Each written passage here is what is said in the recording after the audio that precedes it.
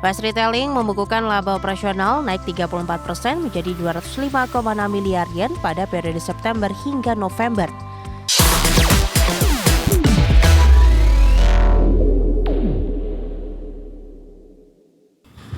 Operator merek Uniqlo Fast Retailing mencatat lonjakan laba operasional kuartalan hingga sepertiga dan menaikkan proyeksi kinerja tahunan.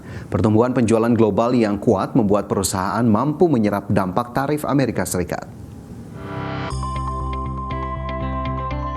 Operator merek Uniqlo Fast Retailing mencatat lonjakan laba operasional kuartalan hingga sepertiga dan menaikkan proyeksi kinerja tahunan. Fast Retailing membukukan laba operasional naik 34% menjadi 205,6 miliar yen pada periode September hingga November. Pendapatan juga tumbuh 15% dan melampaui estimasi konsensus analis LSEG sebesar 177 miliar yen. Kinerja kuat ini ditopang permintaan solid di Jepang serta pertumbuhan 2 digit di sejumlah pasar internasional. Selain itu, penjualan di China kembali pulih seiring membaiknya permintaan musim gugur dan kerjasama dengan platform e-commerce JD.com. Di saat yang sama, Fast Retailing mempercepat ekspansi di Amerika Utara dan Eropa dengan membuka gerai utama di Antwerp, Birmingham, dan Munich. Perusahaan juga berencana membuka flagship store baru di Chicago, New York, dan Boston. Untuk tahun buku berjalan, Fast Retailing menaikkan target laba operasional menjadi 650 miliar yen dari sebelumnya 610 miliar yen.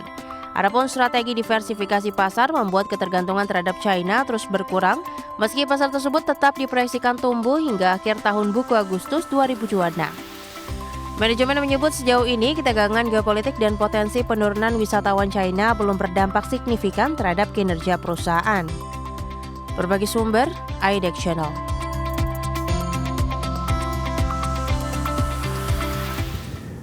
Pemirsa, Hyundai Motor Group kembali memicu gebrakan teknologi di industri otomotif global dengan rencana besar terkait penggunaan robot humanoid di lini produksi. Produsen otomotif asal Korea Selatan ini mengumumkan bahwa robot humanoid canggih bernama Atlas akan mulai bekerja di pabriknya di Savannah, Georgia, Amerika Serikat pada tahun 2028. Hyundai Motor Group kembali memicu gebrakan teknologi di industri otomotif global dengan rencana besar terkait penggunaan robot humanoid di lini produksi. Langkah ini menjadi bagian dari strategi Hyundai memperluas integrasi kecerdasan buatan dan robotik dalam proses manufaktur kendaraan listrik dan hybrid. Pengumuman tersebut mengikuti debut publik Atlas dalam demonstrasi langsung di ajang Consumer Electronics Show 2026, menunjukkan perpaduan teknologi AI dan robotik masa depan. Robot Atlas sendiri dikembangkan oleh Boston Dynamics, anak usaha Hyundai yang sudah puluhan tahun meneliti robot otonom dan humanoid.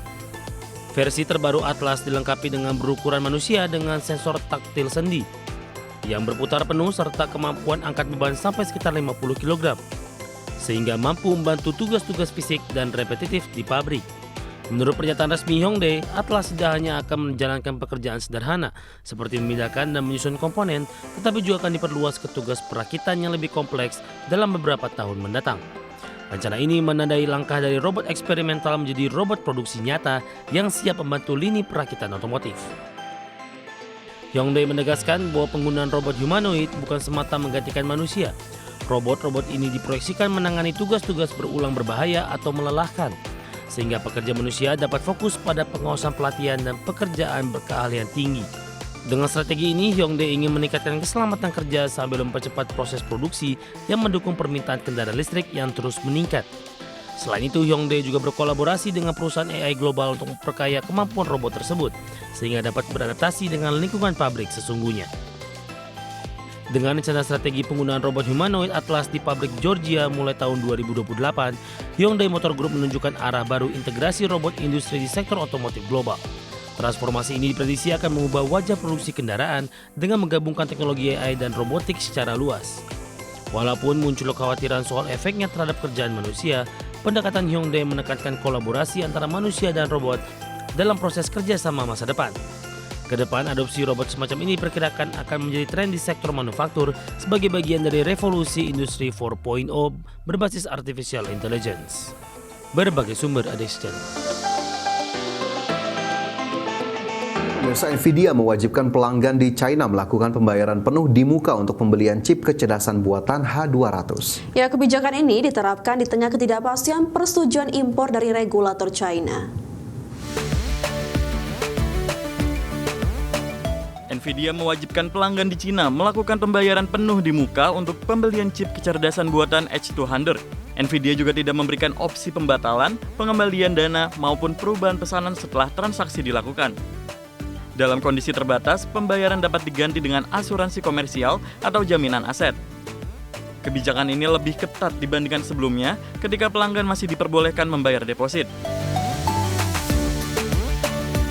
Perusahaan teknologi Cina dilaporkan telah memesan lebih dari 2 juta unit chip H200 dengan harga sekitar $27.000 per unit. Jumlah tersebut jauh melampaui stok Nvidia yang diperkirakan hanya sekitar 700.000 unit. Hingga kini, Nvidia maupun Kementerian Perindustrian Cina belum memberikan komentar resmi terkait kebijakan tersebut. Meski Cina telah mengembangkan chip AI domestik seperti Huawei Accent 910C, performanya dinilai masih tertinggal dari H200 untuk pelatihan model AI berskala besar. Adapun, melansir dari Bloomberg, Beijing berencana menyetujui sebagai impor H200 untuk penggunaan komersial tertentu pada kuartal ini. Kebijakan pembayaran penuh dinilai sebagai langkah Nvidia menekan risiko di tengah ketidakpastian hubungan dagang Amerika Serikat-Cina. Berbagai sumber IDX Channel.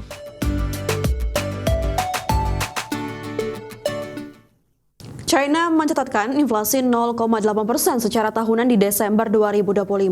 Angka tersebut menjadi yang tertinggi sejak 2023. Inflasi konsumen Cina meningkat pada Desember 2025 dan mencapai angka kenaikan tertinggi dalam hampir 3 tahun terakhir. Namun kondisi ini berbanding terbalik dengan deflasi harga gerbang pabrik atau factory gate deflation yang masih berakar kuat. Menurut dari data Biro Statistik Nasional Cina, indeks harga konsumen tercatat naik 0,8% di Desember 2025 dibandingkan Desember tahun 2024. Angka ini menjadi yang tertinggi sejak Februari 2023 serta meningkat dari inflasi November 2025 yang sebesar 0,7%. Di sisi lain, harga gerbang pabrik turun 1,9% pada Desember 2025 dibanding Desember 2024 atau sedikit lebih baik dari perkiraan penurunan 2%. Namun angka ini memperpanjang tren deflasi produsen hingga lebih dari 3 tahun. Meskipun Cina berada di jalur untuk mencapai target pertumbuhan PDB sekitar 5% pada 2025, ekonomi negeri tirai bambu terus menghadapi tekanan deflasi, di mana konsumen tetap enggan untuk berbelanja di tengah ketidakpastian prospek pekerjaan dan krisis properti yang berkepanjangan yang telah mengikis kekayaan rumah tangga. Berbagai sumber IDX Channel.